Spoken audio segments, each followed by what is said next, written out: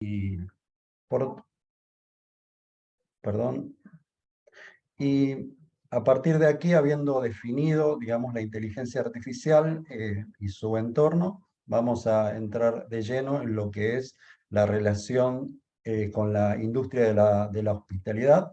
Vamos a ver costos, beneficios y las tecnologías que utiliza esta industria basada en inteligencia artificial. Y al final, una conclusión final. Perfecto. Habiendo hecho esta presentación, paso al segundo slide.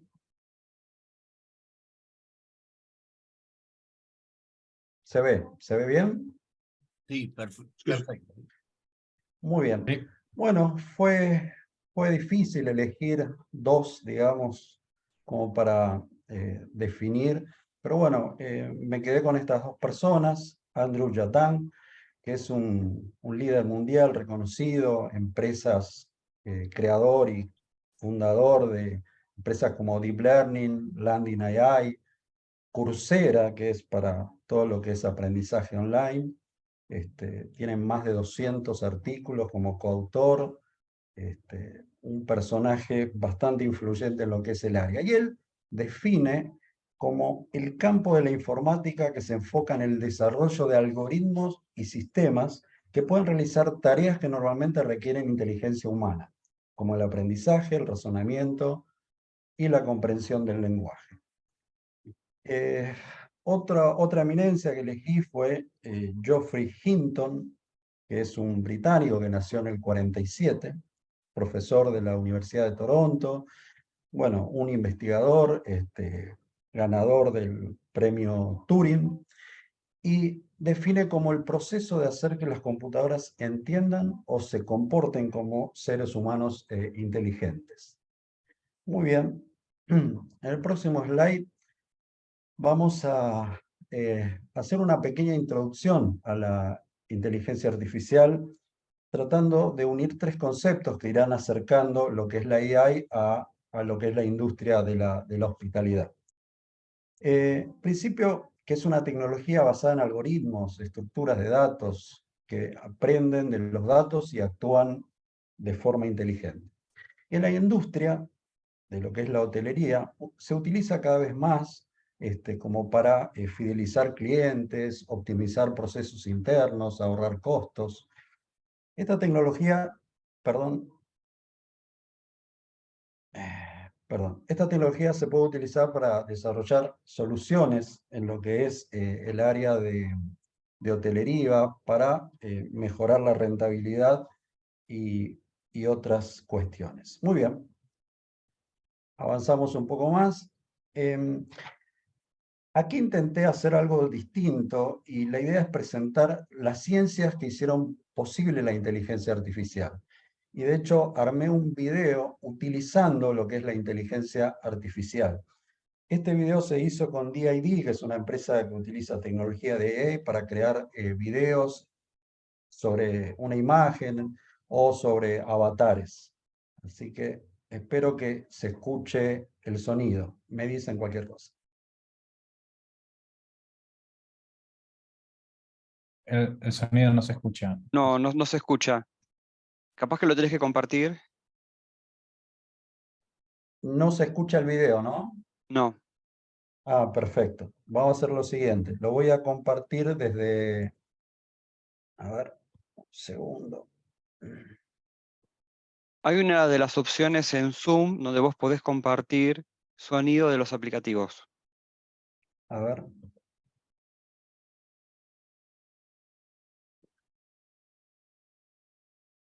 Perdón, ¿eh? Voy a frenarla.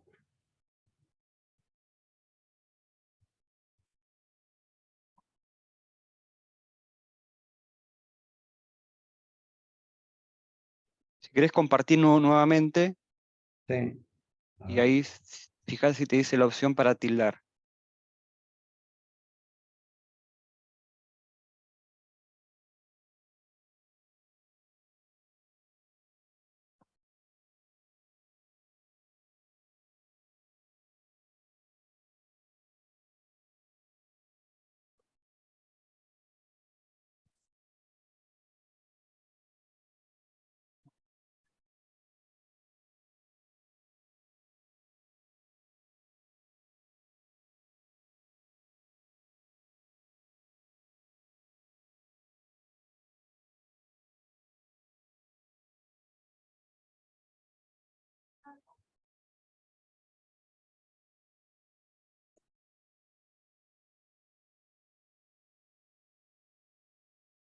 A ver, ahí nos están viendo.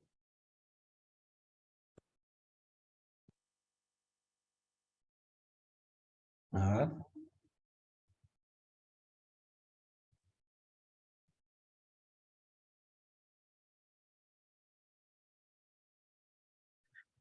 ¿Dónde sería su opción, perdón? Recuerdo que Eh, cuando la compartís, podés compartir sonido también. Ahí está. A ver. Y es un campo interdisciplinario que se basa ¿Ahí se escucha? Perfecto. Sí, perfecto. Perfecto. en las ciencias que A ver, aguarden un segundo entonces que lo acomodo.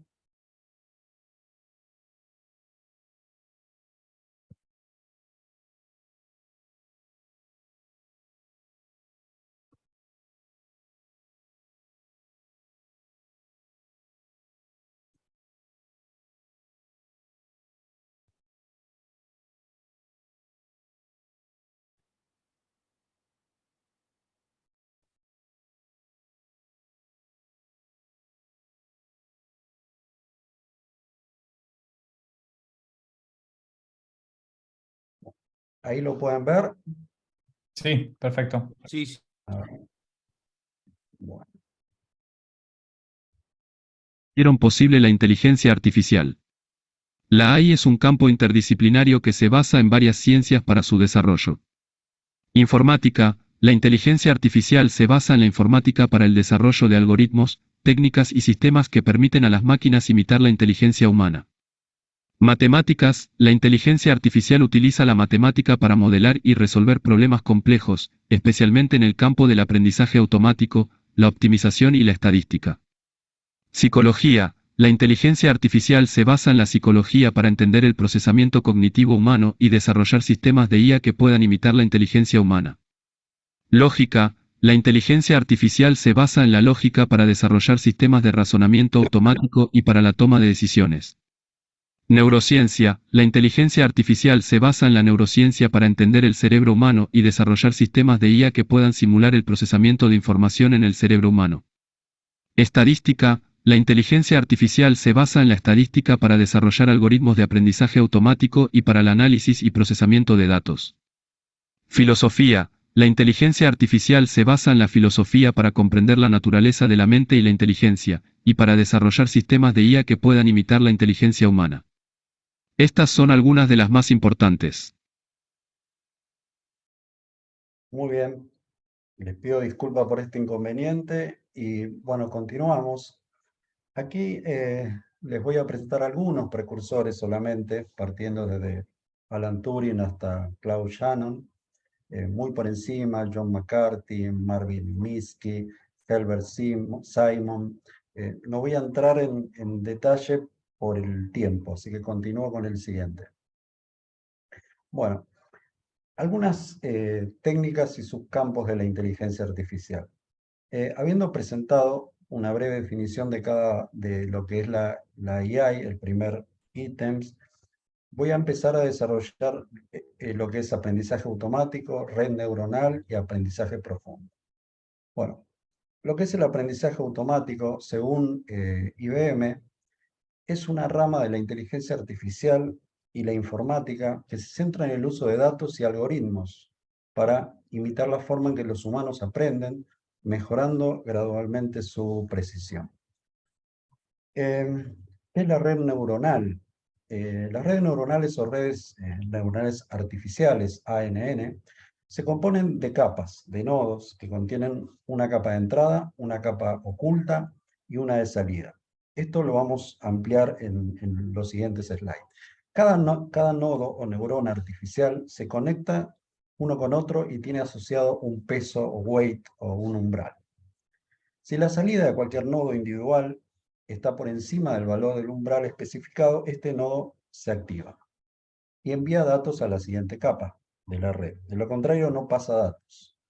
¿Qué es el aprendizaje profundo? Bueno, es un subcampo del aprendizaje automático en que las redes neuronales o los algoritmos que se inspiran en el cerebro humano aprenden de grandes cantidades de datos. Los algoritmos de este aprendizaje profundo realizan tareas repetidamente y mejorando gradualmente el resultado a través de estas capas profundas que permiten el aprendizaje progresivo. Bueno, habiendo presentado estas definiciones, en principio quiero llegar a una cómo se relaciona la inteligencia artificial, el aprendizaje automático, las redes neuronales y el aprendizaje profundo. Esta respuesta la voy a separar en dos. La primera va a ser una explicación teórica y la segunda va a ser más bien gráfica cuando entremos en más detalles en lo que es red neuronal. Bien. El aprendizaje automático es un subcampo de la inteligencia artificial y el aprendizaje profundo es un campo del aprendizaje automático.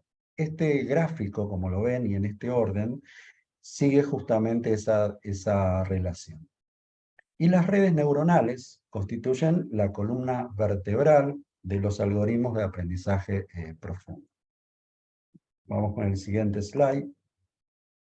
Bueno, ahora entraremos en más detalles sobre lo que son las redes neuronales artificiales. Aquí vemos en el gráfico, a un costado, esto sería, lo que ven es un gráfico de una red neuronal. Y lo que es en el costado es una parte del código para la creación de esta red. ¿Qué parámetros utilicé para crear esto? En principio, librerías, que fueron la de Keras, es una biblioteca de código abierto para crear aplicaciones de aprendizaje profundo. Está escrita en Python y ofrece una interfaz uniforme para varios backend de aprendizaje profundo, como el TensorFlow. Bueno, ¿qué es TensorFlow? Permite construir y entrenar redes neuronales, también de código abierto, desarrollado por Google. Bueno, en realidad fue adquirido por Google. A modo práctico, Keras vino a simplificar la complejidad de lo que era utilizar TensorFlow. Bueno, y otros detalles de la configuración para crear esto se utilizó función de activación de entrada, llamado ReLU. Sigmoid fue la función de activación de salida. Es un modelo secuencial, o sea, una capa después de la otra. Las capas están completamente conectadas unas con otras, se llama dense, y utiliza un optimizador de reglas que se llama Adam.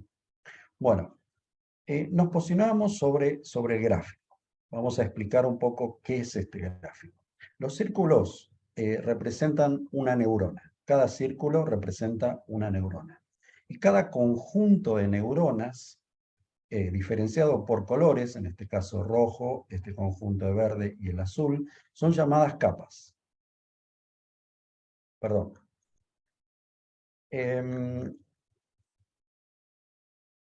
Bien.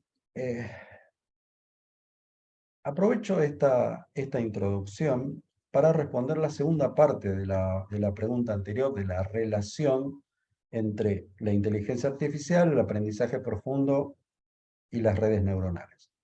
Podríamos diferenciar entre lo que es el Machine Learning y el Deep Learning, en que la segunda posee más capas neuronales ocultas. Es decir, esto que se ve en conjunto verde. Lo profundo en el aprendizaje solo se refiere a la cantidad de capas de una red neuronal. Una red con más de 3 capas, que incluye la roja y la azul, la roja es la de entrada, el conjunto de verde son las capas ocultas y el conjunto de azul son las capas de salida. Si posee más de 3 capas, es una red neuronal profunda. Y si solo son 3 capas, incluyendo la roja y la azul, es una red básica. Bueno, ¿cómo interaccionan las neuronas y las diferentes capas? Cada capa va a tener un conjunto de reglas, ¿sí? Que se le va a decir cómo pasa la información de una capa a la siguiente. Esas reglas o funciones se la conocen como activación. Una neurona va a pasar la información a otra, siguiéndose esas reglas de activación, que van a tener ciertos valores o pesos, que se llaman weight en inglés. Bueno, ahora, una vez que tenemos creado, utilizando Python, tenemos creada la red neuronal, la pregunta siguiente es cómo la entrenamos para que haga las predicciones que queremos que haga. Bueno, este proceso se realiza utilizando un conjunto de datos de entrenamiento conocidos, ¿sí? Que consiste en entradas y salidas deseadas, ¿sí? Ingresa la información y va a salir la información. La red neuronal se alimenta con una entrada y se calcula su salida. Y luego se comparan las salidas deseadas del conjunto de entrenamiento. La diferencia que hay entre la salida real que nos da esta red neuronal y la deseada se mide utilizando una función. A continuación se utiliza un algoritmo de optimización, como por ejemplo el llamado descenso de gradiente, para actualizar los pesos de esa red neuronal. El descenso gradiente actúa específicamente como un barómetro, midiendo su precisión con cada interacción y actualizaciones de los parámetros. Hasta que la función sea cercana o igual a 0, el modelo va a continuar ajustando sus parámetros para producir la menor cantidad de errores posibles. Estamos en la etapa de entrenar a este modelo, ¿sí? Este proceso de optimización se repite en todo el conjunto y se hace muchas veces, como para conseguir el resultado deseado. La red neuronal va a ir ajustando esos pesos para minimizar la función y se espera que esto mejore la capacidad de la red para hacer las predicciones más precisas. Bueno, habiéndola entrenada, una vez la creamos, después la entrenamos y ahora viene la parte de probarla, ¿sí? Una vez que la red neuronal ha sido entrenada, se evalúa en un conjunto de datos nuevos, ya datos no conocidos. Pruebas para determinar su capacidad para hacer las predicciones, claramente con datos que nunca que no conocemos el resultado. Muy bien, continúo. La computación cognitiva. Algunas empresas que han desarrollado productos con la computación cognitiva, por ejemplo, son IBM Watson, Google Brain, Microsoft Azure Cognitive Services, Amazon Web Services, son todas empresas conocidas que brindan varios servicios, uno de ellos es la computación cognitiva. Y esto es un subcampo de la inteligencia artificial que nos permite desarrollo de sistemas, que pueden imitar las funciones humanas, comprenden este tipo de lenguaje, el lenguaje natural, reconoce patrones y toma decisiones en información incompleta o ambigua. Bueno, el Data Science. El objetivo principal de la ciencia de datos es descubrir patrones y tendencias en los datos, lo que puede ayudar a las empresas, organizaciones y gobiernos a tomar decisiones más informadas y más estratégicas. Algunos ejemplos de aplicaciones de la ciencia de datos incluyen a la predicción del comportamiento del consumidor, detección de fraudes, fraudes financieros, análisis de datos, diagnóstico y tratamiento de enfermedades en el mundo médico, y lo que tenga que ver con optimización de distintos procesos en las industrias. Bueno, lo que tiene que ver con qué lenguaje se utiliza para programar en lo que es inteligencia artificial, hay varios programas conocidos como Python, JavaScript, Java, Scale, pero Python aparentemente es una excelente opción para la ingeniería de aprendizaje automático debido a su sintaxis fácil. Bueno, continuamos. Habiendo presentado de alguna manera en estos 20 minutos lo que tiene que ver con la inteligencia artificial, Ahora vamos a ir entrando y relacionándolo con la industria de la hospitalidad, lo que es la hotelería. La tecnología de inteligencia artificial se utiliza cada vez más en la industria del alojamiento. Ya no se trata solo de reservar habitaciones, sino también de crear una experiencia compleja para los clientes. Para ejecutar un servicio de reserva en un hotel en línea, por ejemplo, en la industria hotelera, requiere una gran cantidad de datos sobre preferencias, comportamiento del cliente. Ahí es donde entra en juego la inteligencia artificial. Vamos a hablar de estos 6 puntos. Empezaremos por la automatización. Los robots, por ejemplo, de limpieza, pueden limpiar las habitaciones y los robots de servicios al cliente pueden responder preguntas sobre el hotel y brindar información sobre atracciones locales. Lo que es la personalización. Permite a los huéspedes controlar las funciones desde su habitación, hacer reservas en restaurantes, solicitar servicios de conserjería mediante una aplicación móvil. Lo que es respuesta rápida. Un chatbot 24/7 no hay duda que es una respuesta rápida y automatizada. Lo que son reservas propiamente dicho. Las reservas online con la confirmación automática del cliente y carga de reserva en el sistema hotelero, descuento de inventario, todo en tiempo real. Punto de predicción. Estos algoritmos predictivos basados en inteligencia artificial sobre tarifas que publican en canales online.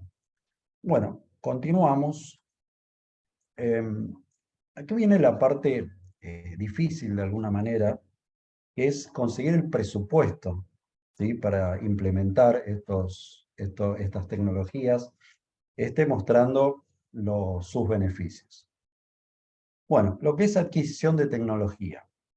El costo de los sistemas de AI, como el hardware, el software, cualquier otro equipo necesario para implementar el sistema. ¿Sí? El desarrollo del software.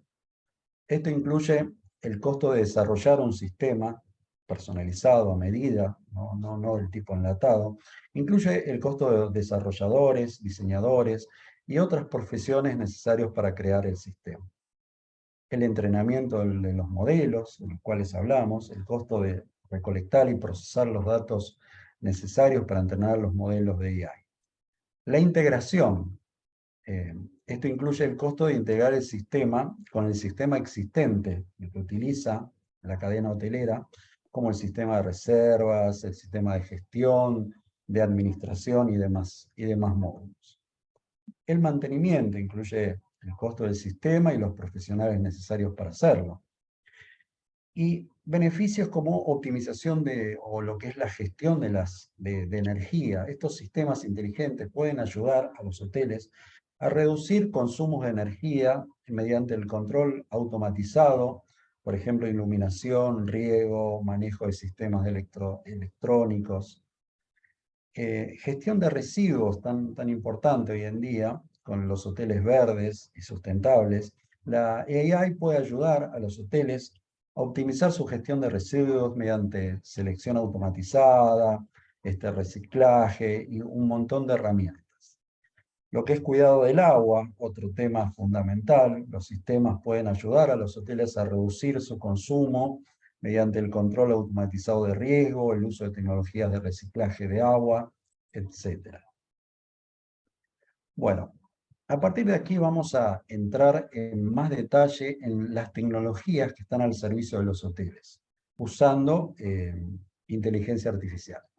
Uno es el Revenue Management hotelero. El revenue del hotel es un proceso de maximizar los ingresos y la rentabilidad de un hotel mediante la gestión de precios, de habitaciones e inventario. Implica pronosticar la demanda, establecer esos precios, ajustar el inventario para maximizar los ingresos de alquileres de las habitaciones.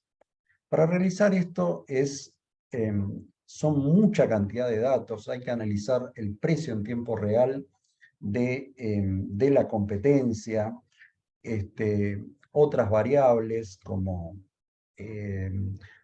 fecha probable de alta demanda o algún evento que esté por la zona. Hay mucha información que la inteligencia artificial la puede procesar y pronosticar el mejor precio para vender en ese momento. Bien, ¿qué relación existe entre el Revenue Management y la inteligencia artificial? Bueno, un sistema de Revenue Management tiene información de muchas fuentes. Por ejemplo, del sistema hotelero, datos actuales e históricos de ocupación, tarifa, como una de las variables a analizar, datos del set competitivo, qué tarifa está publicando la competencia, alguna configuración adicional como fechas de alta ocupación. Estos algoritmos, verdaderos sistemas predictivos basados en AI, procesan en milésimas de segundos innumerables variables actuales e históricas, proyectan y recomiendan una tarifa. Es un ciclo continuo de retroalimentación de los resultados obtenidos.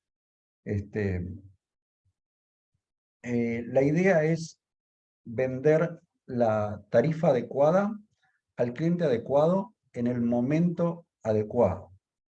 Y eso, para llegar a esa conclusión, el humano necesita mucho tiempo de procesamiento y la inteligencia artificial lo hace en milésimas de segundos. Bueno, otra tecnología son los motores de reserva. ¿Quién no ha reservado un hotel a través de una página de forma automática?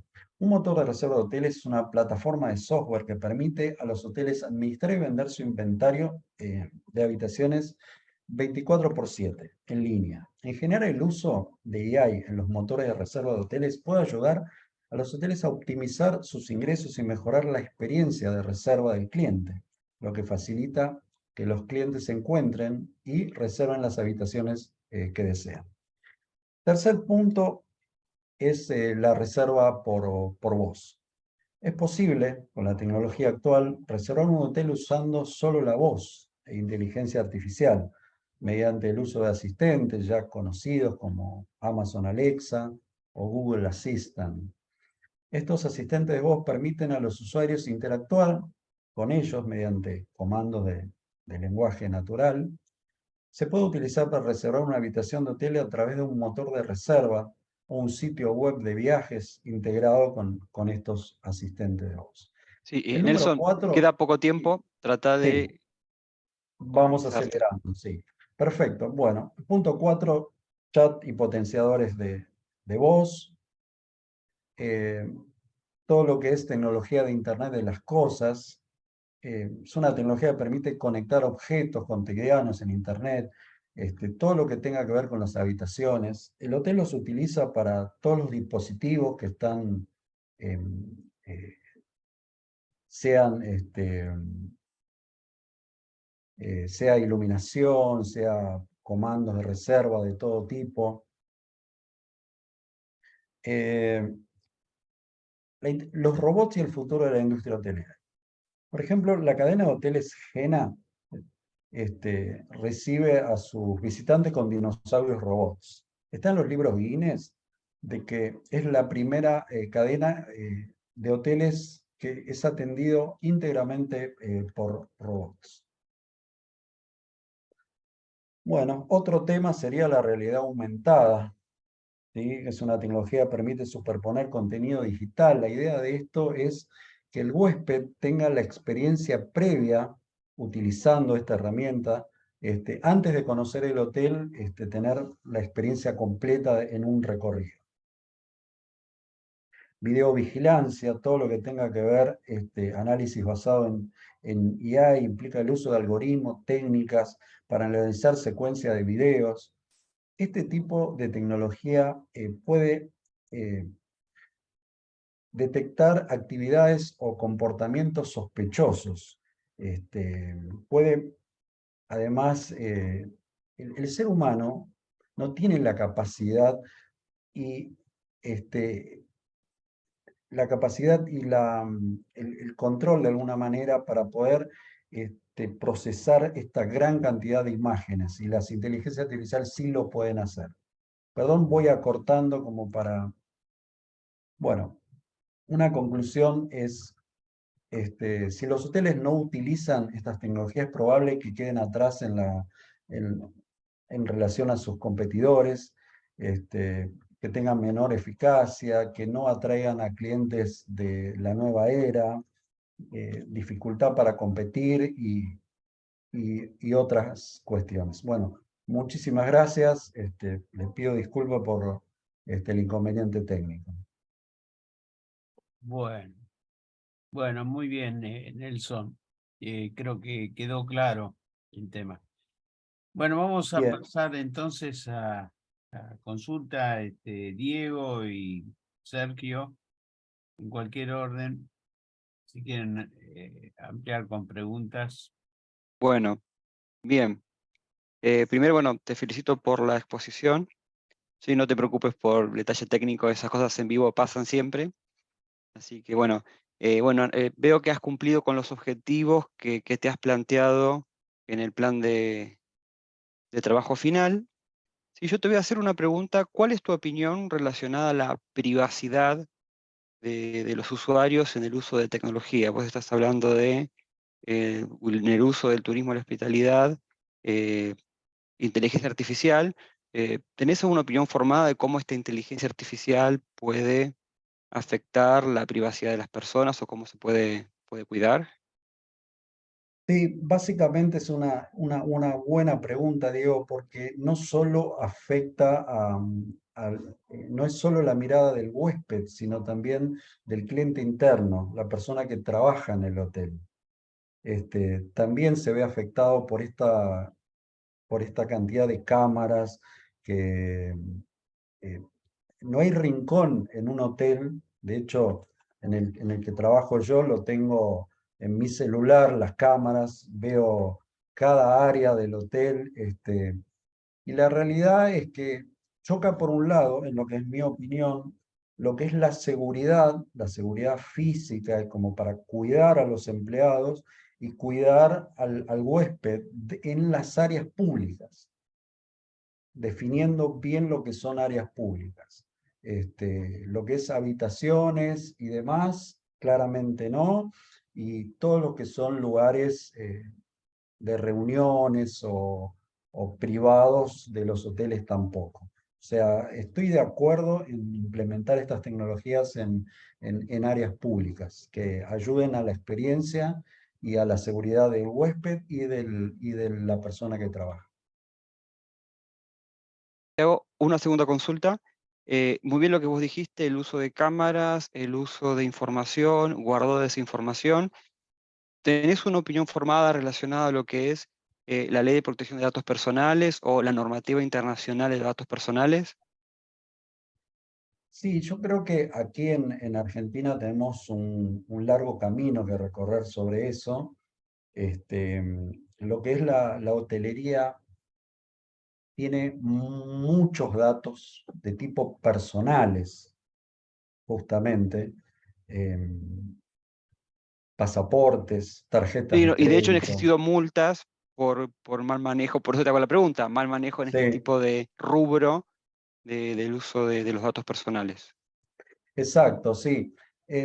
Nosotros actuamos de alguna manera como una cadena y nos bajan este tipo de información.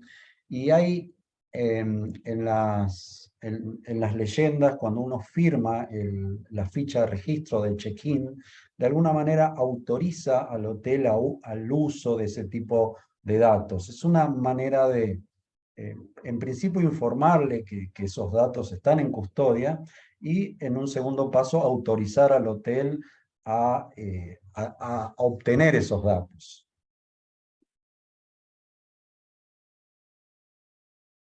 Bueno, muchas gracias. Ahora le dejo a Sergio. Muy bien. Bueno, bueno, Nelson, felicitaciones por el trabajo. Bueno, yo te quería hacer una pregunta porque vos mencionás mucho sobre cómo ayuda la inteligencia artificial a, no sé, a mejorar la industria hotelera, pero ¿cuál es el impacto negativo que tenemos con el uso de la industria de la inteligencia artificial en la industria hotelera? Un aspecto negativo, y sería fallas de seguridad en la implementación de esa tecnología. Me preocupa mucho, nos preocupa en realidad en el rubro, cuando se implementa en Internet de las cosas, por ejemplo, dentro del ámbito privado, que es la habitación. Por ejemplo, estos dispositivos de voz, tipo Alexa, y demás, o sea, solamente, la pregunta es, ¿solamente cumple esa función del lenguaje natural, traducirlo y generar una función, o en realidad está escuchando y qué hace cuando escucha, o sea, qué hace con esa información? Eso es lo que nos preocupa básicamente, pero escapa a lo que somos nosotros los usuarios, ¿no? Habría que, digamos, interpelar un poco más a los desarrolladores, cuál es el límite de esta función.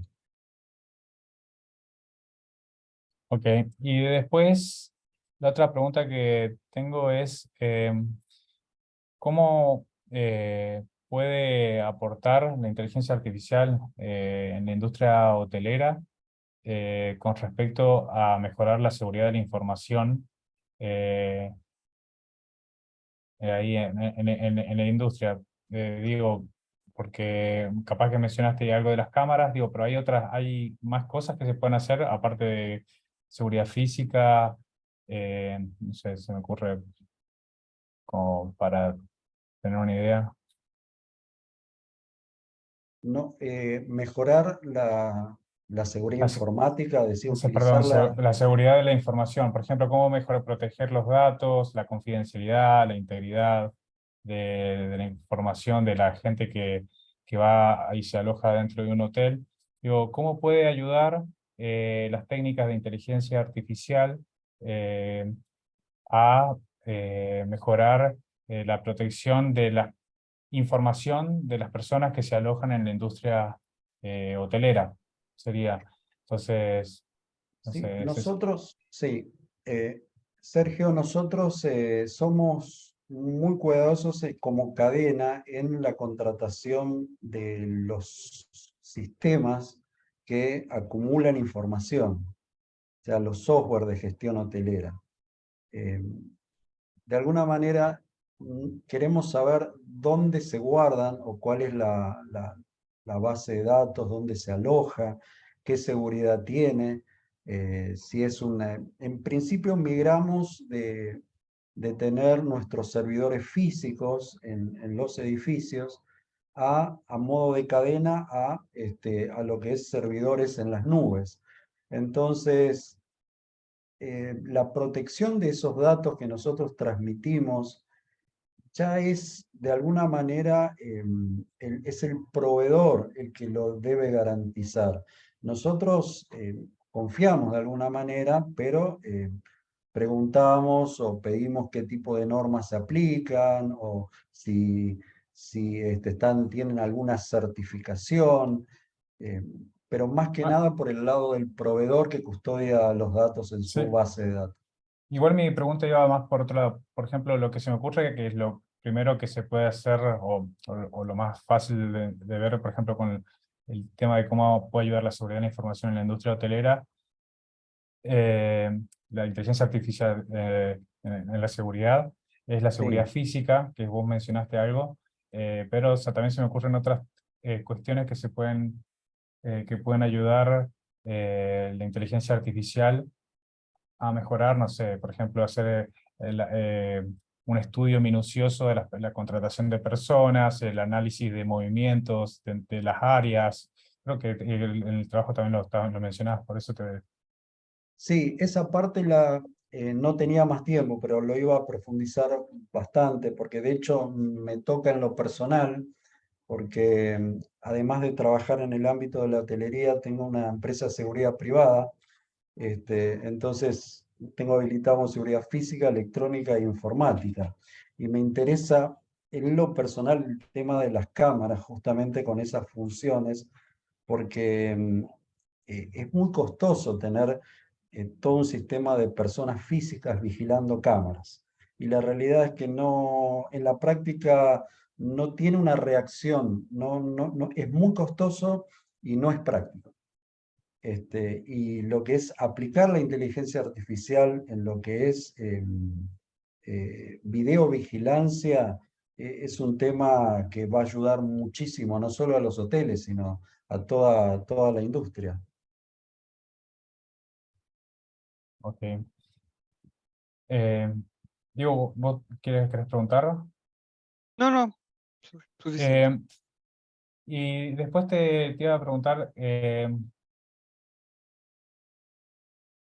porque a veces la inteligencia artificial es como que analiza mucho los comportamientos de las personas y hasta a veces se puede decir que muchas veces la inteligencia artificial conoce mucho más de las personas que nosotros mismos.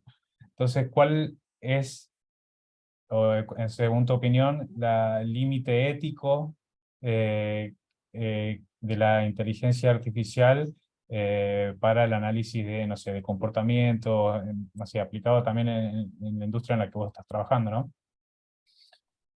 En principio, eso va a depender del entrenamiento que se le dé a esa red neuronal. Y segundo, estos programas permiten cierto tipo de niveles de sensibilidad a la hora de analizar.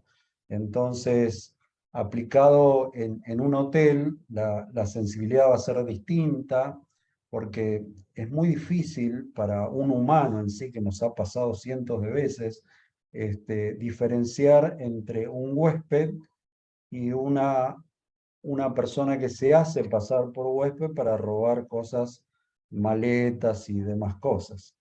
Este, entonces, es ahí donde tiene su función la inteligencia artificial. ¿Y cuál es el límite? Y el límite para mí es la seguridad de las personas. No creo que haya, o en lo personal, eh, si esto en lugar de ser inteligencia artificial son humanos, vigiladores, que hay 3 o 4 en el lobby mirando cada movimiento que hacen las personas y reportando cuando creen algo sospechoso, esto llevado a la automatización, eh, éticamente no creo que haya diferencia para mí, siempre pensando en la seguridad del huésped. Entiendo tu respuesta y lo que Sergio también te quería contar, lo apuntaba Sergio era específicamente, bueno, que vos pensás que otros países están estableciendo legislaciones muy críticas para evitar sesgos a lo que es la inteligencia artificial y específicamente lo que es la privacidad de las personas. Por eso yo te había hecho una de las primeras preguntas sobre eso. Es un tema nuevo, no está totalmente legislado y los organismos de control van a establecer límites y las posibilidades para que los clientes se defiendan en caso de abuso o mal uso de esas tecnologías. Pero bueno, gracias por responder la pregunta. Muy bien. Bueno, bueno, gracias Nelson por tu presentación.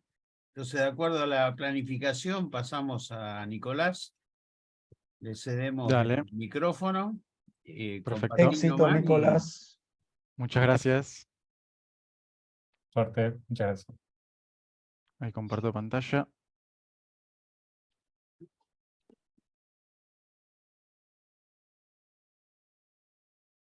Bueno, ahí se está viendo, ¿no? sí. Perfecto. Falta Igual maximizar.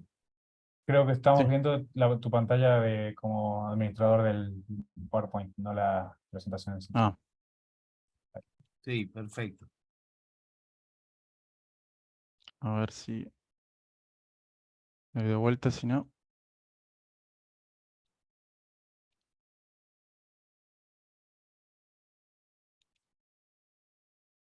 Ahí Ahí se da de vuelta la administración o se ve todo. Igual que antes. Ah, volvió para atrás. Ahí está bien. si no comparto una pantalla, ahí lo hago.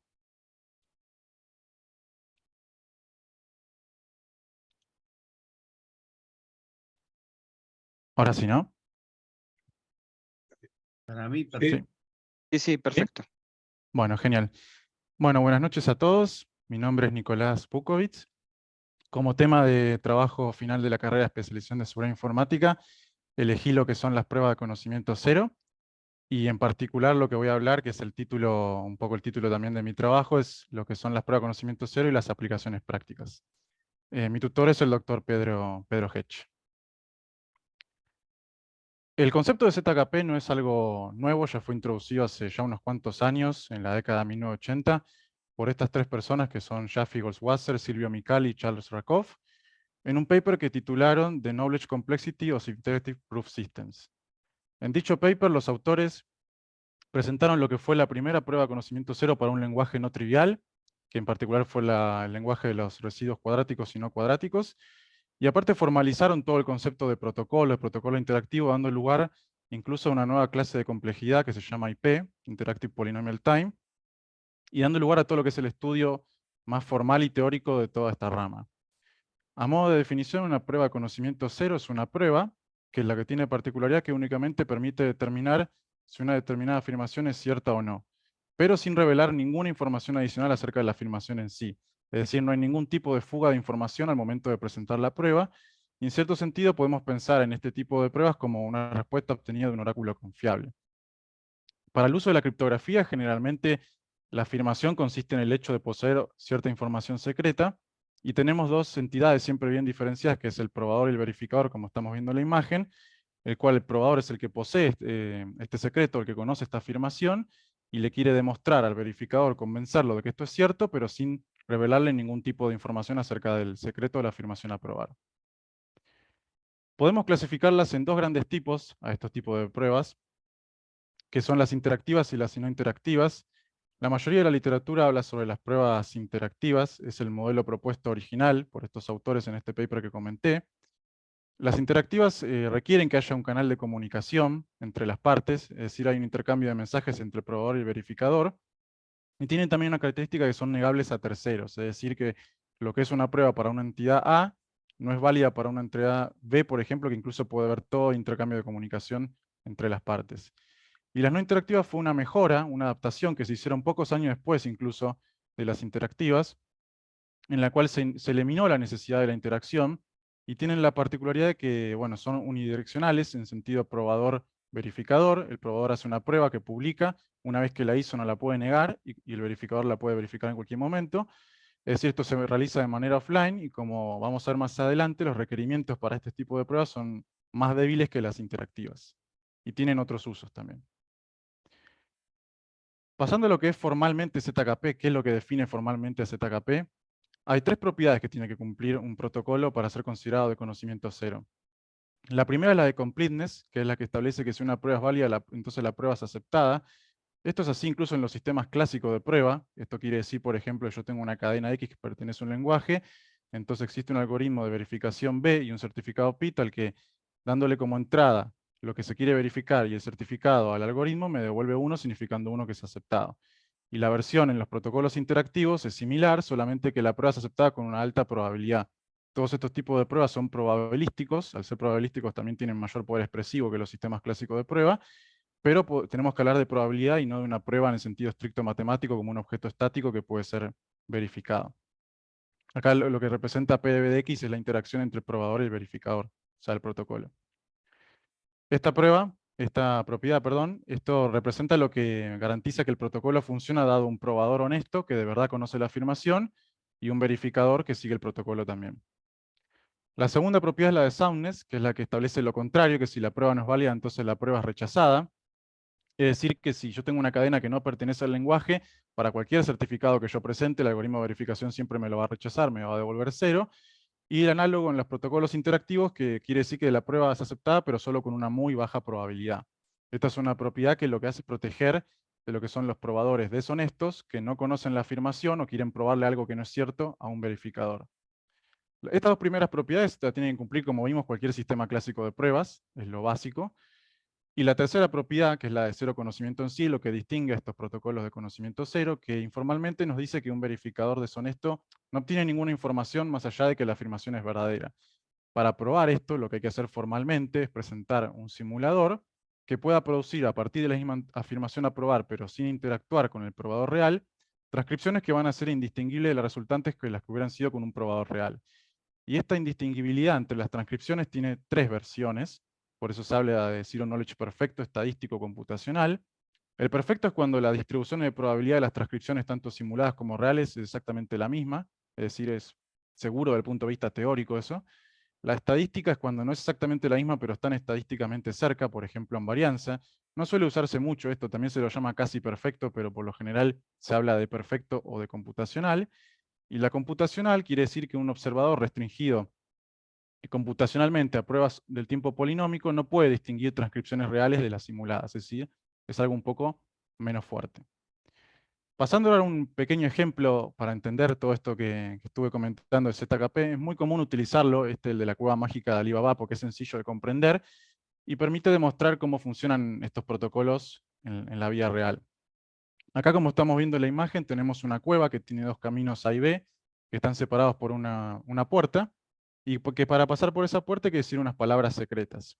Alice, en este caso, tiene el rol del probador y afirma conocer esas palabras secretas y se lo quiere demostrar a Bob, pero sin decirle cuáles son esas palabras. Entonces, el protocolo que deciden ejecutar es el siguiente. Como vemos en la imagen, inicialmente entra Alice solo a la cueva y elige de manera aleatoria un camino A o B, sin que Bob sepa qué camino eligió.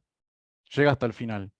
Luego Bob entra en la cueva, llega hasta la bifurcación y le solicita que vuelva por algún camino, también de manera completamente aleatoria. Ahí estamos viendo que le pide que vuelva por el camino A. Y Alice lo hace. Ahora veamos por qué esto cumple con la definición de ZKP. La primera propiedad de Comprehend la cumple porque si Alice de verdad conoce las palabras secretas, va a poder cumplir con cualquier requerimiento que le diga a Bob. Ya sea como le pide ahí que vuelva por el camino A y ella eligió el B, lo va a poder hacer sin problemas porque conoce las palabras secretas y va a poder pasar. Y lo mismo si le pide que vuelva por el mismo camino que eligió. La propiedad de soundness también se cumple porque si Alice no conoce las palabras secretas y se lo quiere demostrar a Bob, la única forma que tiene de cumplir con lo que le solicita es cuando el camino por el cual le pide que vuelva es el mismo que eligió. O sea, por ejemplo, si en esa imagen le hubiera solicitado que vuelva por el camino B. Ahí iba a poder volver porque lo único que tiene que hacer es volver para atrás. Pero si no, no lo iba a poder hacer si no conocía las palabras secretas. Es decir, que tiene un medio de probabilidades de hacer trampa en cada ronda, y si esto se repite muchas veces, que esa es la idea de estos protocolos, repetirlo muchas veces para hacer la probabilidad de falla tan baja como uno quiera, esto se puede considerar despreciable en la práctica si se repite, por ejemplo, 100 veces este mismo protocolo. Y por último, la propiedad Zero Knowledge también se cumple porque Alice nunca le dice a Bob directamente cuáles son las palabras secretas y Bob no obtiene ninguna información acerca de eso. Ahora sí, pasando a lo que es las aplicaciones en la criptografía de este tipo de protocolos, sobre todo los interactivos, la principal aplicación es la de autenticación, y de hecho representan un método muy fuerte de autenticación estos protocolos. Recordemos que como método de autenticación teníamos los esquemas débiles de utilización de passwords y los esquemas más fuertes de challenge response, y en cierta medida los protocolos de conocimiento cero son esquemas de challenge response, pero que además cumplen con la propiedad de cero conocimiento, es decir que no se transmite ningún tipo de información en la prueba. Por lo tanto, no revela el secreto que prueba la identidad y son resistentes a un montón de ataques que otros protocolos de autenticación sí son vulnerables en algunos escenarios, como el replay, man in the middle. Todo ese tipo de ataques no son satisfactorios en estos protocolos porque por el canal de comunicación nunca se envía información que es valiosa para alguien que lo puede estar escuchando, interceptando o modificándolo. Uno de estos protocolos de autenticación es el de Fiat-Shamir, que fue propuesto por Amos Fiat y Adi Shamir, que está basado en el problema computacional de resolver una raíz cuadrada de un módulo, que se considera un problema computacional difícil en la práctica, para valores adecuados del módulo, y consiste en varias rondas, en T rondas, que cada una tiene 3 pasos. Y acá tenemos A y B, que A tiene el rol de probador y B es el verificador. Y A conoce un secreto S, que se lo quiere probar a B. Este protocolo tiene un paso de configuración inicial, que es la elección de un número n producto de dos primos P y Q, que los P y Q se mantienen en secreto, pero el n es público, se publica, esto lo hace una autoridad de confianza de un tercero, y A lo que hace es elegir un número S coprimo, que va a funcionar como su clave privada, y elige como su clave pública el S al cuadrado módulo n, que esa la puede publicar y no hay ningún problema. La S se lo queda en secreto y lo que quiere demostrar a la B es que conoce S. Entonces el esquema de rondas es el siguiente. En el primer paso, A, el probador, elige un número aleatorio y lo eleva al cuadrado módulo n y se lo manda al verificador. En el segundo paso, el verificador elige un bit aleatorio 0,1 y se lo manda al probador. Y en el último paso, el probador le envía la cuenta que estamos viendo ahí, que es el número que eligió por S, que es su clave privada, elevado a ese bit aleatorio que eligió el verificador. La mayoría de todos los protocolos de conocimiento cero tienen este esquema, como estamos viendo ahí, que son de 3 pasos, En el primer paso, el probador le envía un witness, un testigo, que va a establecer una serie de preguntas que va a ser capaz de responder el probador hacia el verificador. El verificador le responde con un challenge, un desafío, como eligiendo una de esas preguntas. Y por último, el probador le responde con la respuesta. Y lo que tiene que hacer después de cada ronda, es lo que estamos viendo ahí, es verificar que el número que le envió en la tercer paso, que es SI, elevarlo al cuadrado, tiene que darle esa cuenta, x por b a la e, que b es b corta era la clave pública. Y ahora vamos a ver por qué. Y lo muy importante es que la elección del verificador en el segundo paso, la del bit, tiene que ser completamente aleatoria y no conocida de antemano por A, porque si no, A puede hacer trampa en la ejecución de este protocolo. Veamos entonces las propiedades de completeness, soundness y zero knowledge. La propiedad de completeness es decir que le pueda demostrar el conocimiento que conoce S verdaderamente se cumple, porque si hacemos la cuenta de I al cuadrado por construcción de I es R al cuadrado, S al cuadrado, por propiedades de exponenciaciones lo podemos dar vuelta, y ese S al cuadrado es la clave pública que es B la E. Es decir que con probabilidad de 1, si de verdad conoce S, siempre va a poder responder satisfactoriamente todas las pruebas. Ahora, lo interesante de este caso es ver la propiedad de soundness. Podemos, por ejemplo, pensar que si A espera que B le va a responder con un 1, o sabe de antemano que B le va a responder con un 1, el challenge, lo que puede hacer es elegir como X en el primer paso, R al cuadrado sobre B, un número aleatorio al cuadrado sobre B, que B lo conoce porque es público, y en el último paso, cuando le pida la respuesta, le responde con I igual R. Y si hacemos las cuentitas, todo eso que da ahí, eso le va a dar bien al verificador, es decir, el verificador va a pensar, va a aceptar esa ronda. Pero si en cambio esperaba con un 1 y se había preparado para eso, pero le envía un 0, A va a necesitar calcular una raíz cuadrada de x módulo n, lo cual se considera que en la práctica eso no se puede realizar para números adecuadamente de n. Y el otro caso es que A puede esperar o saber que B le va a responder con un 0 como challenge, y ahí lo que puede hacer es elegir completamente un R arbitrario y responder con I igual R, y eso va a funcionar. Pero si B le hubiera enviado un 1 y hacía eso, va a necesitar también calcular una raíz cuadrada. O sea, lo que es seguro es que no se va a poder preparar para los dos challenge, porque si no, como estamos viendo ahí, puede hacer esa cuenta y obtener la clave S de manera muy sencilla, y se considera que no es sencillo resolver este problema en la práctica. Entonces va a tener un medio de probabilidad de hacer trampa. Puede decidir arriesgarse a que la solicitud de B va a ser tal o cual y prepararse para eso. Pero va a tener solamente un medio de posibilidad de acertar. Así que si esto se repite T veces, la probabilidad resultante de hacer trampa es 2 a la menos T. Es decir que la seguridad de este protocolo radica en la dificultad computacional de resolver el problema de la raíz cuadrada. Y por último, la propiedad de Zero Knowledge también se cumple porque lo único que intercambia A, que responde A, es un número aleatorio R o R por S en el último paso. Y como el R es completamente aleatorio y no lo conoce B, eso no le otorga ningún tipo de información. Formalmente a ese par de números que es lo que envía el probador, lo podemos reemplazar por algo simulado que es un número cualquiera y elevarlo al cuadrado. Eso va a tener una distribución de probabilidad que es indistinguible de la realidad de la que se interactuó con un probador de verdad. Así que decir, no se transmite ningún tipo de información útil que no pueda computar por su cuenta el verificador sin haber interactuado con el probador. Ahora, este no es el único protocolo de autenticación. Hay otros. Está, por ejemplo, el de Schnorr, que es muy conocido, que está basado en otro problema computacional, que es el del logaritmo discreto. Y la particularidad que tienen todos estos problemas, que radica la seguridad en la dificultad de resolverlos, estos problemas, es que el auge de la computación cuántica puede poner en riesgo este tipo de protocolos, si es que ésta permite la resolución en manera eficiente de estos problemas, que es lo que se cree que sí. Hay algoritmos como el algoritmo de Shor para la factorización. Entonces esto podría poner en riesgo la seguridad de todos estos problemas que se basan en la dificultad computacional de hoy en día con computadoras clásicas.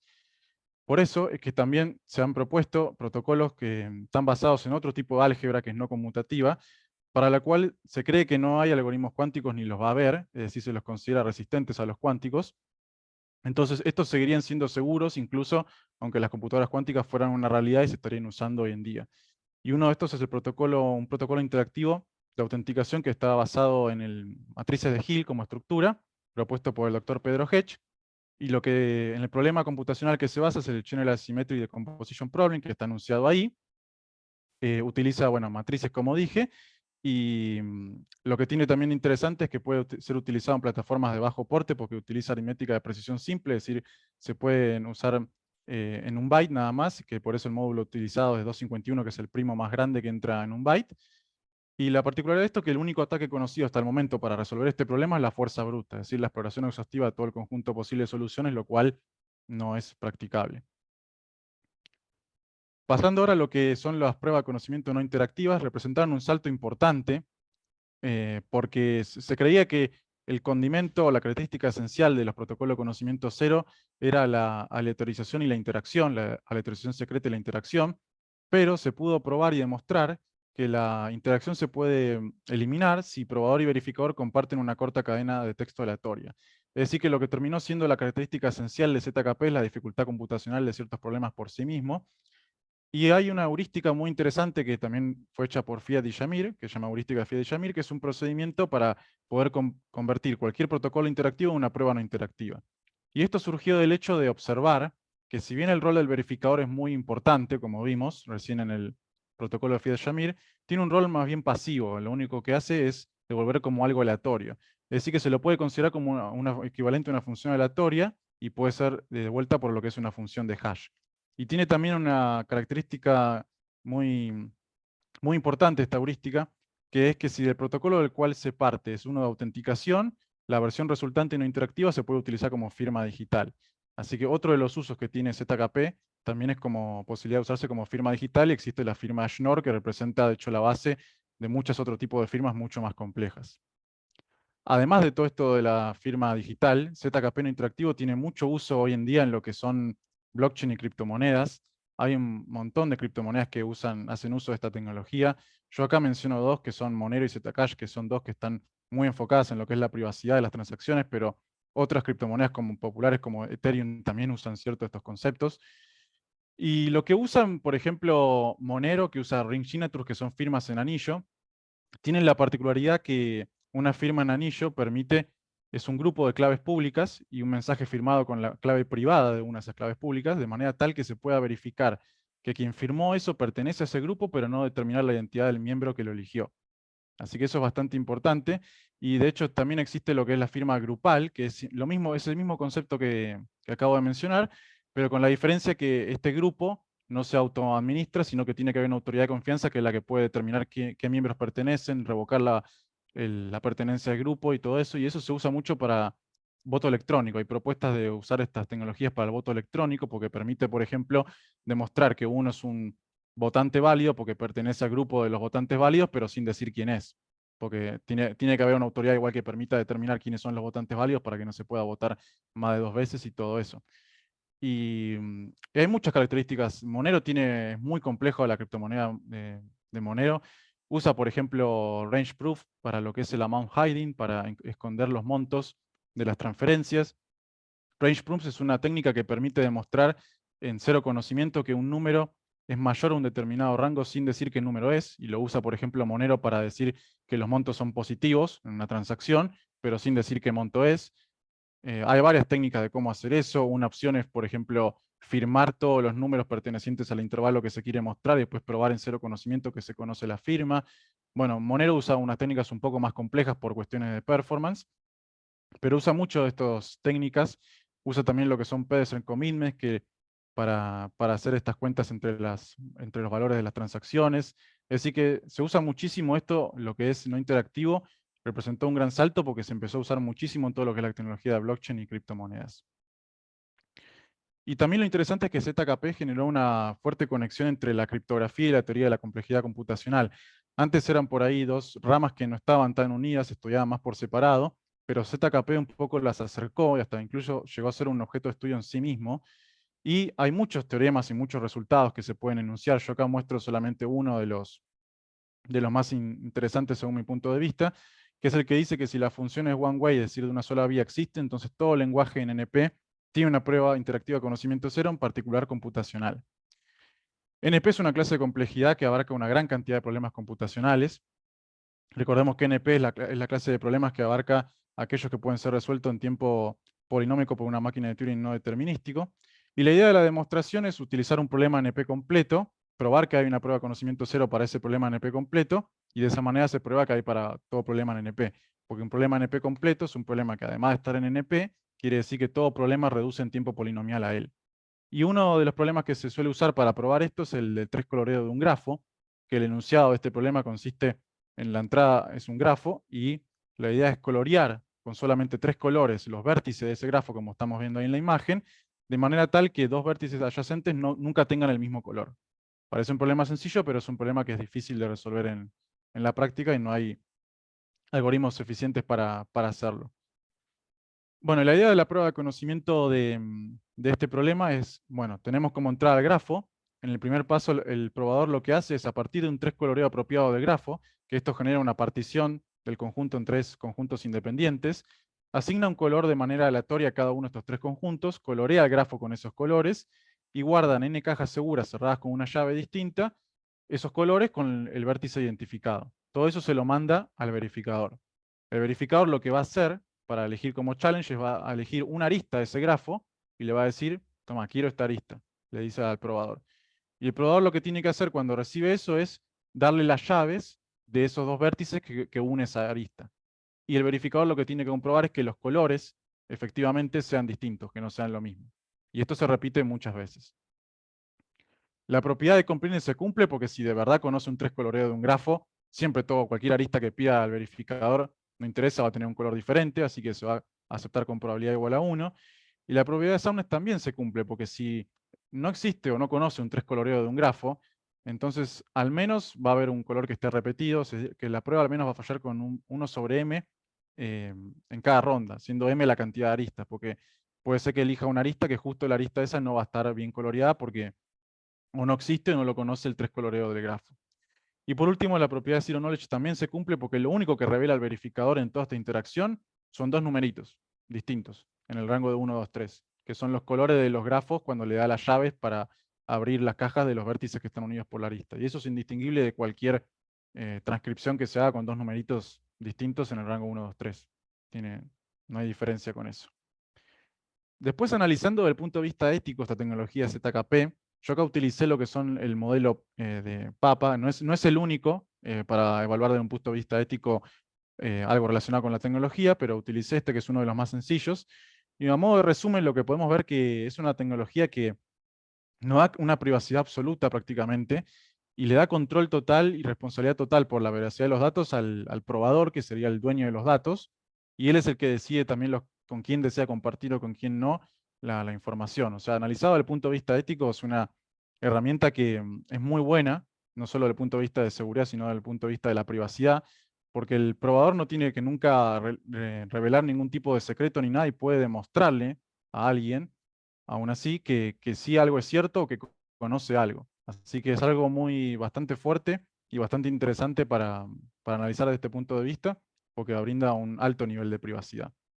Y otros usos éticos también de ZKP, podemos hablar un poco de lo que es el Multi-Party Computation. Esto fue una rama también que inició con todo este estudio de estos protocolos, que lo que permite es básicamente dar una prueba de que alguien está siguiendo un protocolo y sin tener que dar información confidencial que no se quiera.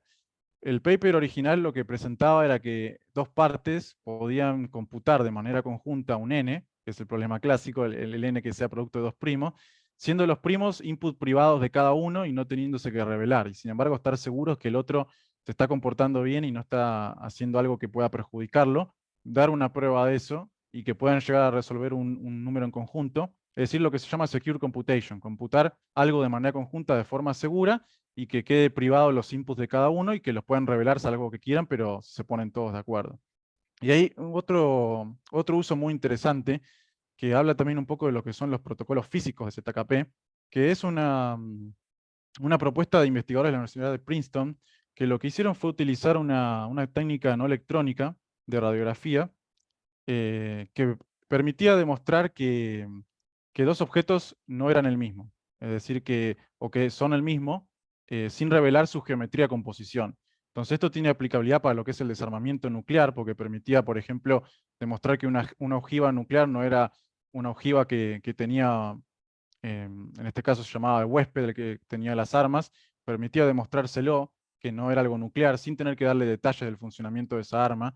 Y eso, por ejemplo, permite que no solamente tiene aplicabilidad en esto del desarmamiento nuclear, sino que se puede utilizar para cualquier otro ámbito donde se tenga que comparar propiedades físicas de objetos sin revelar detalles, por ejemplo, el análisis forense de ADN. También se puede utilizar para eso, así que es algo muy interesante porque antes se pensaba que los protocolos ZKP era algo computacional, que tenían que ver con todo lo que es la criptografía, pero también hay todo un estudio de cómo aplicar esto físicamente al mundo real, protocolos físicos para probar comparaciones de propiedades físicas.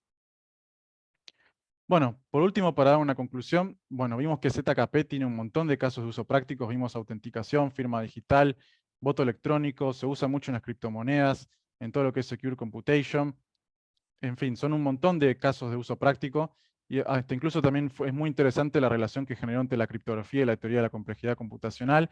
Y otro detalle muy importante es que están basados en fundamentos muy sólidos y son muy difíciles de atacar. Generalmente las debilidades de estos protocolos no vienen de debilidades intrínsecas, de que no sean fuertes por sí mismos, sino que dependen de por ahí detalles de implementación o que priorizan la performance sobre la seguridad. Pero si se implementan bien, son bien implementados, son muy difíciles de atacar, son la verdad muy seguros y sin embargo no sacrifican el nivel de privacidad, siguen manteniendo un alto nivel de privacidad y se están usando muchísimo en todo lo que es la versión no interactiva, en todo lo que es criptomonedas y blockchain se usa muchísimo y particularmente yo pienso que va a tener un potencial para convertirse en algo que se va a seguir utilizando, sobre todo por el hecho de que blockchain parece haber llegado para quedarse. Y todo lo que es multiparty computation, también hay mucho interés de esta tecnología. Y también hay propuestas de lo que llama Self-Sovereign Identity, que es identidad autosoberana, que también están basados en estos conceptos de ZKP que permiten probar la identidad sin tener que dar detalles de la identidad. También hay muchas propuestas de ese estilo basados en toda esta tecnología. Así que como conclusión, se cree que se va a usar mucho en los próximos años en lo que es la criptografía. Bueno, estas son las referencias de lo que estuve presentando y eso, bueno, sería todo. Muchas gracias. Bueno, muy bien, Nicolás. La verdad que es muy bien la presentación, excelente. Bueno, muchas No gracias. debería decir eso, pero no puedo dejar de decirlo. Bueno, queda entonces a consideración del jurado. Ahora vienen las preguntas, ¿cierto? Sí, Sí, exacto. Ah, ok. ¿Querés empezar vos, Bueno, Diego? si quieres, hacemos una y una. Dale. Así. Bueno, bueno, primero te felicito por la exposición, cumpliste con el tiempo, con las expectativas, se te sintió muy sólido. Yo tengo una pregunta ya anotada y vos la viniste respondiendo, pero quiero hacértela específicamente. ¿Cuál es tu consideración en relación con la computación cuántica? Vos dijiste, bueno, es verdad que esto va a tener mucha relevancia en el futuro. Yo agregaría, con el futuro va, con el avance en los próximos años o décadas, depende de cómo se desarrolla la computación cuántica, ¿cómo vos lo ves y cómo es cómo es la evolución? Perfecto. Sí, la mayoría de estos protocolos es como la criptografía asimétrica, se basa en la presunción de que ciertos problemas son difíciles de resolver. Eso puede llegar a dejar de ser cierto con lo de la computación cuántica, por eso es importante que se usen primitivas que no tengan estos problemas. Hay muchos problemas que se cree que no son resolubles en una computadora cuántica, todo lo que son funciones de hash, problemas de látice y todo eso, se cree que eso todavía va a seguir siendo resistente incluso con las computadoras cuánticas, así que encontrar protocolos que estén basados en esos problemas y no en lo que es el logaritmo discreto, que es lo clásico, la factorización, que son la mayoría de los actuales, va a ser importante para que esto pueda seguirse utilizando en el futuro.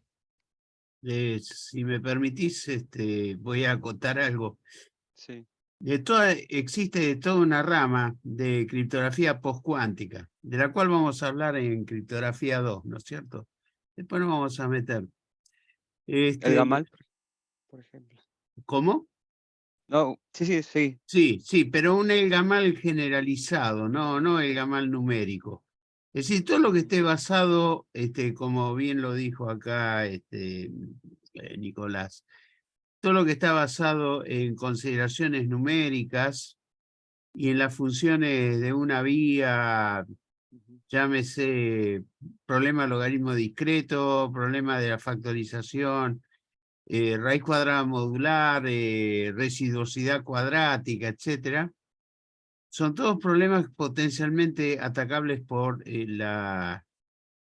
los algoritmos cuánticos, especialmente el algoritmo de Shor.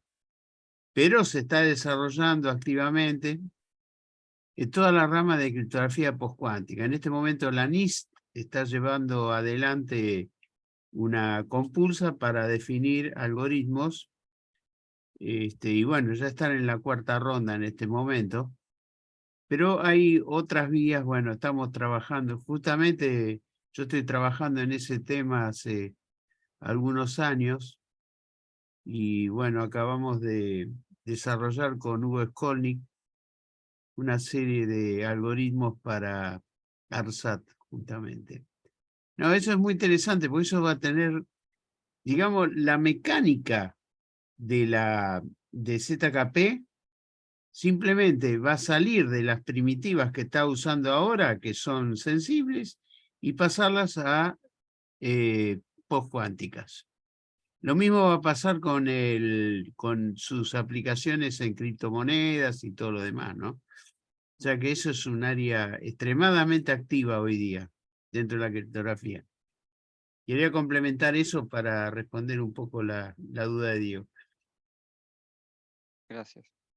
Bien, si quieres hacer una pregunta, Sergio. Bueno, nada, Nicolás, felicitaciones por el trabajo. La verdad que la presentación Muchas estuvo gracias. muy bien y se nota que conoces el tema. Y es un tema que creo que, por lo menos de mi lado, es bastante complejo, así que felicitaciones. Yo te quería consultar cuáles son las ventajas o desventajas del protocolo de ZKP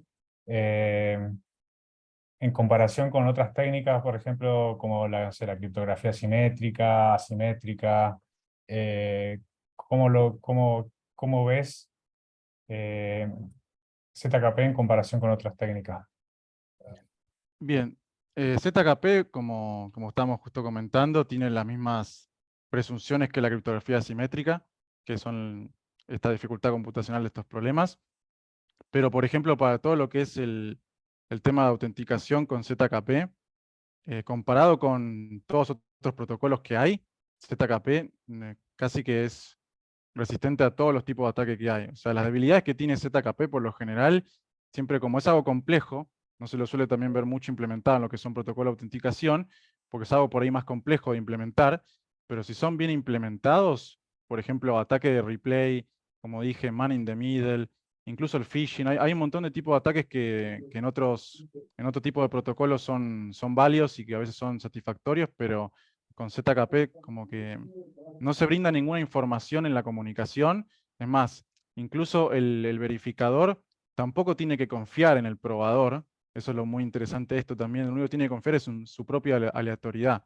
O sea, puede incluso desconocer completamente al probador, pero si sabe que su aleatoriedad es buena y que no conoce al probador, sabe que no lo puede estar engañando. Si, como justo presenté estos casos en el cual el probador se puede preparar o asumir, es muy importante esto de que la letración sea secreta en los interactivos porque garantiza esto, que el verificador no tenga ni que confiar en nada, solamente en sí mismo, en que su letración es buena y que con eso le basta para estar seguro que lo que está haciendo está bien. Perfecto. Bueno, justo después la otra pregunta que te iba a hacer, como medio que la respondiste, es, por ejemplo, los ataques comunes de ZKP. Entiendo que si en eso hay algunos más por ejemplo, no sé,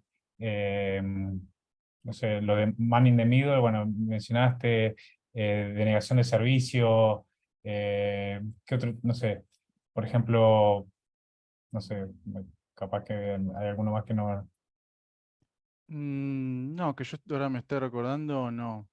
O sea, hay un ataque que de hecho es sensible incluso a los protocolos de Challenge Response, que son bastante fuertes, que ZKP es Challenge Response, pero con la propiedad adicional de ser de cero conocimiento.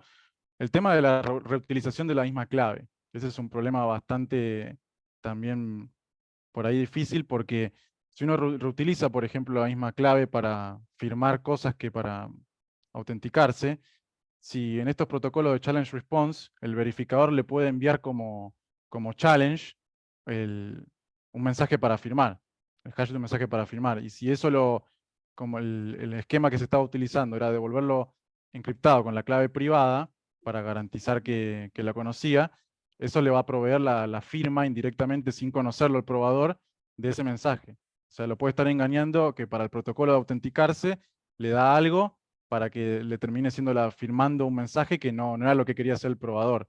Así que esos son ataques como muy sofisticados. Ya tiene problemas cuando se usa la misma key para lo mismo, que incluso acá no son válidos. Acá tampoco funcionarían. Así que Eso sería como Ah, un ataque de repetición, sería algo... sí, más que de repetición, es un problema relacionado con reutilizar la misma key para varias funciones. En este caso, por Ujú. ejemplo, para firmar y para probar la identidad. Entonces, algunos protocolos de Challenge Response hay varios esquemas de Challenge Response. Algunos prueban firmando un número aleatorio, que si el otro lo puedes encriptar y cosas así. Hay otros que usan lo que son clave pública y privada. Y si vos lo encriptás con eso, le estás proveyendo indirectamente de la firma digital de ese archivo. O sea, que la persona ahí lo puede engañar porque le puedes dar como challenge algo para firmar un archivo que no era lo que querías originalmente. Sí, si me Ok. permitís, agrego una cosa.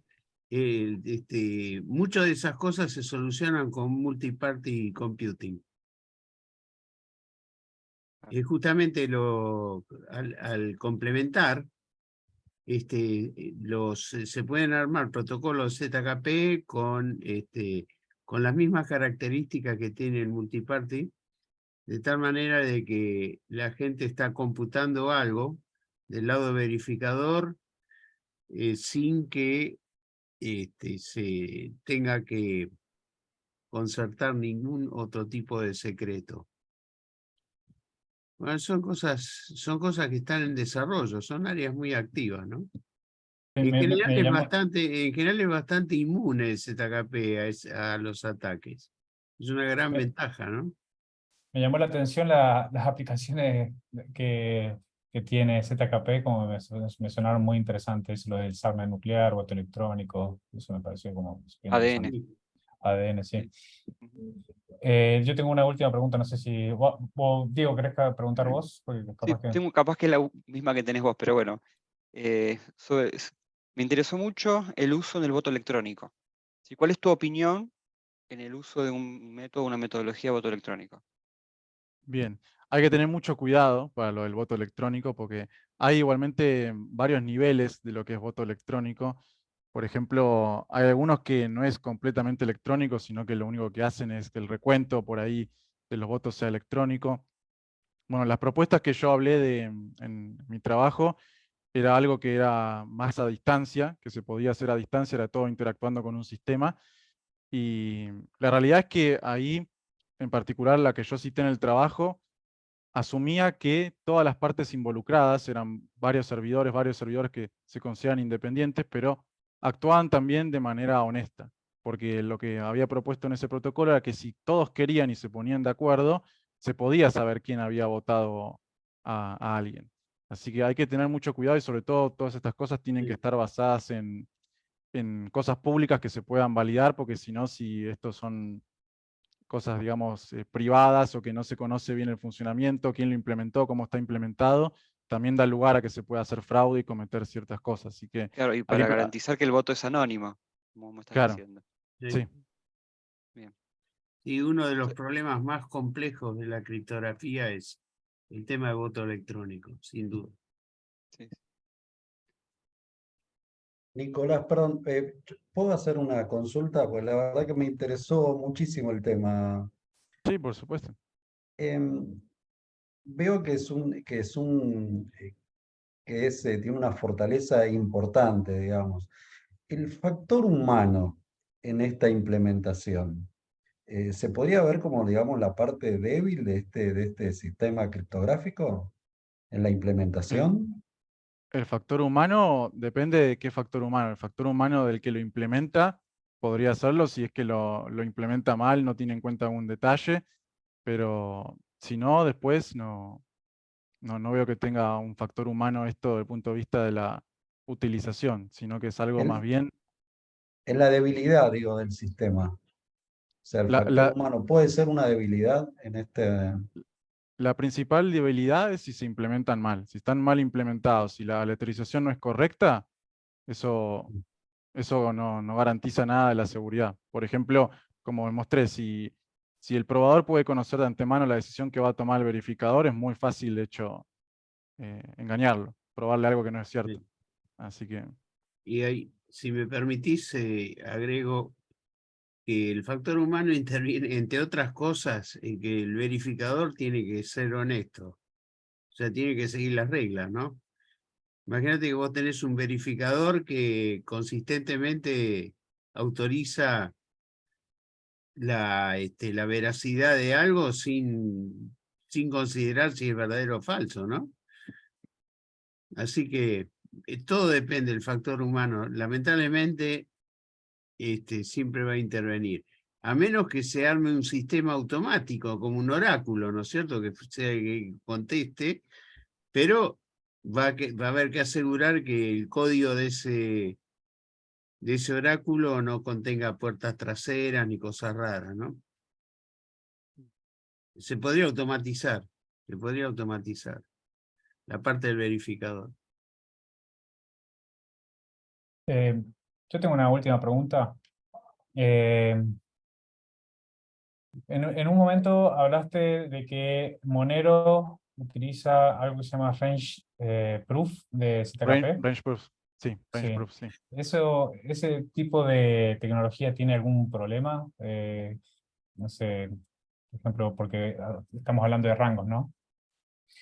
No, es exactamente el mismo concepto, es probar en cero conocimiento que un determinado número pertenece a un determinado rango. En particular en Monero, si mal no recuerdo, era desde 0 hasta 2 a la 64 menos 1, tenía que probar eso. Y hay distintas formas de probarlo en cero conocimiento. La más sencilla, si el intervalo es chiquitito, se puede, por ejemplo, firmar todos los elementos del intervalo y después vos le podés probar en cero conocimiento que conocés la firma de alguno de ahí. Sin decirle qué firma es. Pero vos podés demostrarle, mira, yo sé que hay una firma acá y la conozco. Entonces ahí le estás probando indirectamente que el número que vos tenés está en ese rango. Después Monero, por cuestiones de performance, no usa esa técnica en la práctica, usa algo mucho más complejo, que es descomponer el número en sus partes, en representación en bits, y después probar cada uno por separado. Usa productos internos, usa algo que es muchísimo más complejo, que se llama bulletproofs, pero que es exactamente lo mismo. Es una prueba de conocimiento cero para, en vez de este caso, la afirmación a probar acá sería, este número que yo conozco está en tal rango. Esa sería la afirmación a probar. Y sin darle el número, porque dándole el número es muy sencillo, lo puede ya probar. Pero la idea justamente es no darle el número y decirle, esto se puede usar para muchos controles, incluso financieros de cualquier tipo. Vos querés probar que, no sé, que algo es mayor a 200.000 pesos, lo podés probar sin tener que decir cuánto es, si es 200.001 o es 5 millones, lo podés probar y sin darle el número exacto le podés decir si cumple o no con lo que vos le solicitas. Sí. Sí. Perfecto, Bueno, muchas muchas gracias. gracias, Nicolás. Gracias a Bueno, ustedes. muy bien. Ahora vamos a hacer un brevísimo intervalo. Yo los voy a mandar directamente a la sala de espera y dentro de 10-15 minutos los hacemos entrar con los resultados. Entramos ya con esta parte de discusión. Esto Perfecto. se